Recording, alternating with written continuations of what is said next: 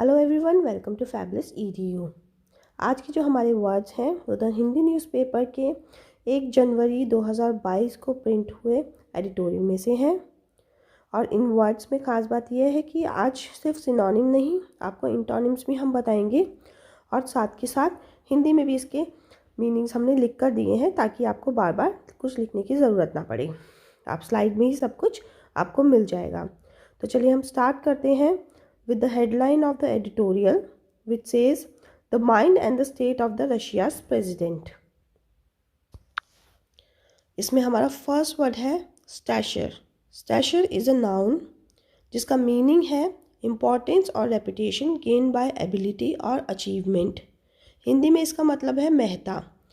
मतलब जो भी हम कोई चीज़ अपने हार्डवर्क या अपने बहुत परिश्रम करके हम गेन करते हैं, वो पोजीशन गेन करते हैं, उसको बोला जाता है स्टैशर।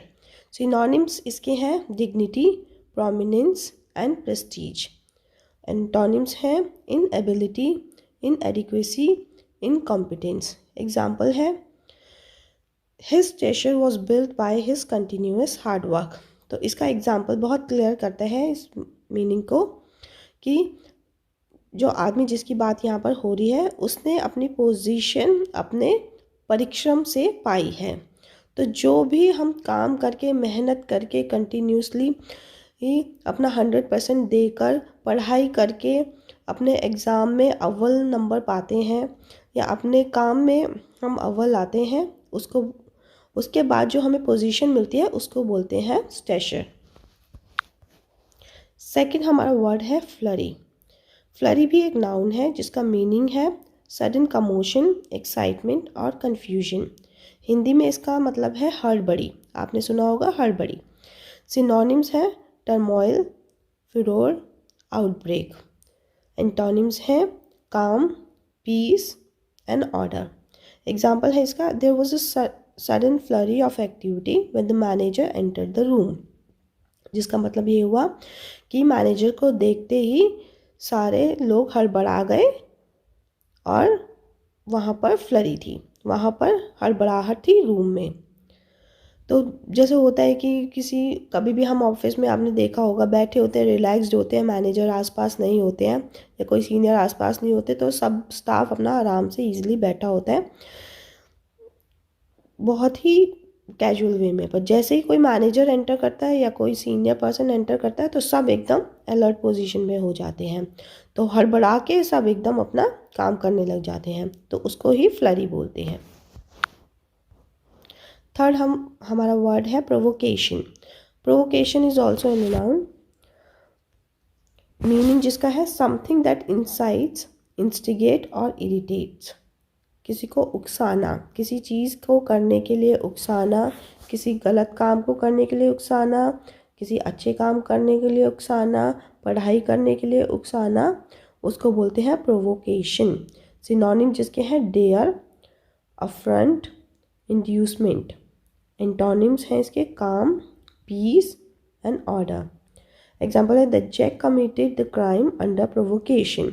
मतलब जैक ने जो गलत काम किया है, जो क्रिमिनल एक्टिविटी की है, वो किसी के उकसाने पर की है, खुद नहीं करी, किसी ने उसको उकसाया, इसलिए उसने ये क्राइम कमिट किया है। फोर्थ हमारा वर्ड है एप्रीहेंशन। एप्रीहेंशन का मीनिंग होता है एंग्जाइटी और fear that something bad will happen. किसी भी कोई गलत चीज़ होने की या सही चीज़ होने की आशंका करना, आशंका लगाना। सिनोनिम जिसके होते हैं अलार्म, वरी और सस्पिशियन। एंटोनिम्स है oblivious, unaware, incautious. Example she open the letter with apprehension. तो होता है कभी कभी हम कोई गलत चीज़ एक्सपेक्ट कर रहे होते हैं, कुछ सोच रहे होते हैं, किसी भी चीज़ की चिंता कर रहे होते हैं, गलत होता है, कई बार होता है। आजकल टेंशन बहुत ही नॉर्मल चीज़ बन गई है। तो किसी भी छोटी सी चीज़ को लेकर आशंका करना सही होगा, गलत होगा, हमारे एग्ज़ाम में नंबर कम आएंगे, ज़्यादा आएंगे, जॉब लगेगी नहीं लगेगी, किसी भी चीज़ को आंकते रहना, आशंका करने को बोलते हैं एप्रीहेंशन। फिफ्थ हमारा वर्ड है इमिनेंट, जो कि एक एडजेक्टिव है और जिसका मीनिंग है likely to happen without any delay. कोई भी चीज़ जो होने वाली होती है, निश्चित रूप से घटित होने वाली है, उसको हम बोलते हैं इमिनेंट।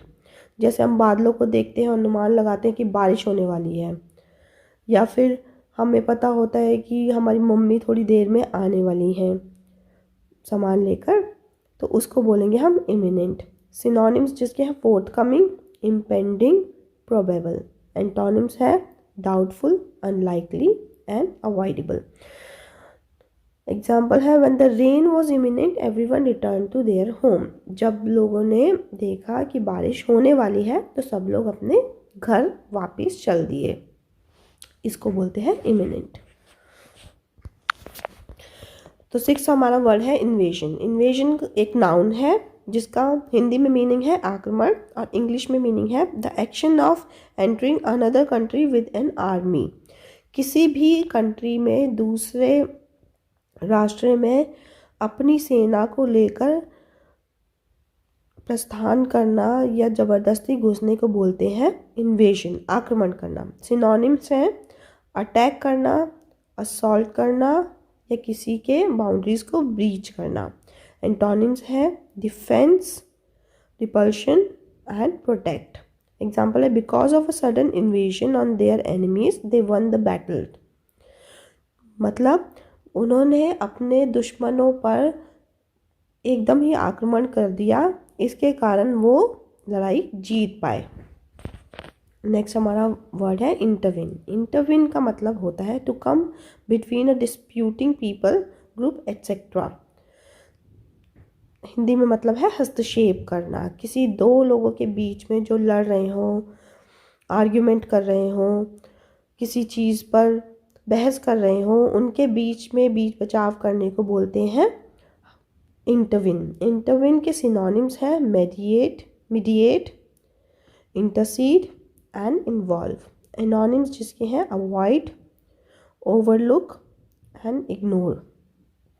एग्जाम्पल है he seems powerless to intervene in that grave situation. मतलब कोई गंभीर सिचुएशन थी जिसमें उसे लगा कि, जिस व्यक्ति की यहाँ पे बात हो रही है, उसे लगा कि उसका हस्तक्षेप करना सही नहीं रहेगा, तो उसने इंटरवीन नहीं किया। मतलब उसमें इतना सक्षमता नहीं है कि वो हस्तक्षेप कर सके, तो उसने उस सिचुएशन में हस्तक्षेप नहीं किया।